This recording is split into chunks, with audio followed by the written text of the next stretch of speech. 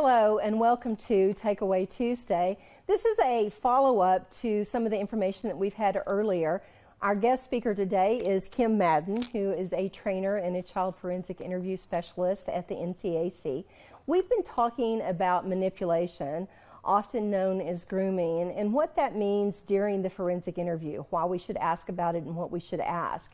And Kim, last time we talked about victim selection, and I do want to ask you this time, talk to us about, in the forensic interview, what should we be asking children when it comes to looking at how they gain access to the children, how parents or caretakers allow these offenders to access their child? Okay, well, that's a really good question. I think first we should recognize that, at least initially, sex offenders gain access to children in what are really socially acceptable ways. So, for example, they may be coaches who are offering to help extra after practice. They may be teachers who are offering to tutor.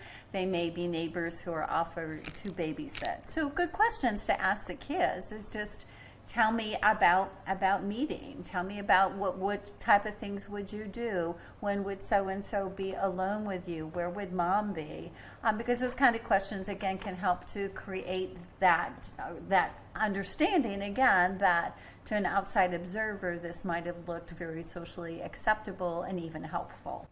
So what I hear you saying is that the way that these offenders gain access to children are through methods that would be considered normal if they weren't later sexually abusing children. That's exactly right. The early goal is to present themselves as trustworthy and somebody who has something to offer that family and that child. Okay.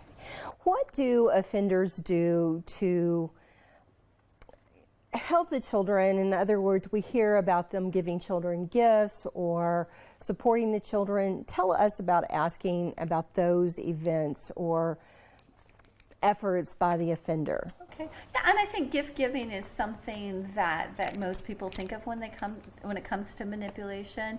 Actually, research indicates that it's emotional things that the offender is giving, so time and attention, assistance with homework or assistance in learning to be a better basketball shot. So again, asking the children about the types of things that the offender would do with them initially, and then looking at when do those types of pro-social activities start to transition into the more concerning and sexually abusive activities. Right. So it's not just gifts that they give, but it's the attention and the affection and the time is what you're saying. And we need to be asking about that and exploring that in the forensic interview. So a good question is, how did you feel about this person when you first met him or her? Mm-hmm. And a lot of times children will tell you that it was really positive. They were hopeful that this person was going to be able to help them. And asking the child to, if they can reflect on how their parents may have felt about this person. And again, initially, what people will tell you, it's very positive. We liked her. We thought she was going to help us. She offered to babysit for free. Mm-hmm. So exploring the beginning of that relationship through the middle and then until that child came in for the forensic interview. Yes. Is what you're saying. Yes. Okay. I know that another question that we hear quite often is, why don't children tell? So children have been through these experiences. People on the outside of the field they just don't understand what keeps that child either coming back to the offender or why that child stays silent.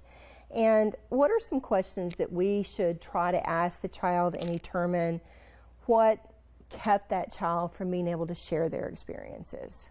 Well, I think first of all, we don't want to ask the child outright, well, why didn't you tell? Because they likely have heard that before, and often they don't have an answer, and it implies guilt and responsibility. Right. But I think more subtle questions, for example, did you ever think about telling?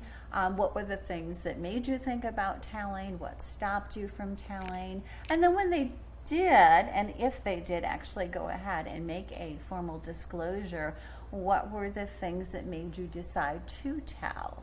And again, a lot of times the child's answers to those types of questions can relate back to that relationship. Maybe the relationship changed somehow. It went from helping with math homework to touching, and they became uncomfortable at that point and realized something was wrong and amiss. All right. Well, Kim, thank you so much for being our guest this month, and we appreciate your time and effort on the behalf of children, working with children in your community. So, folks, what we want you to do is to start asking children in the forensic interview about the development of the relationship from the beginning to the end. And what you'll find is that you'll have a better understanding of what the child has experienced, as will your team and anyone else that might be working this investigation or case. Thank you for your time.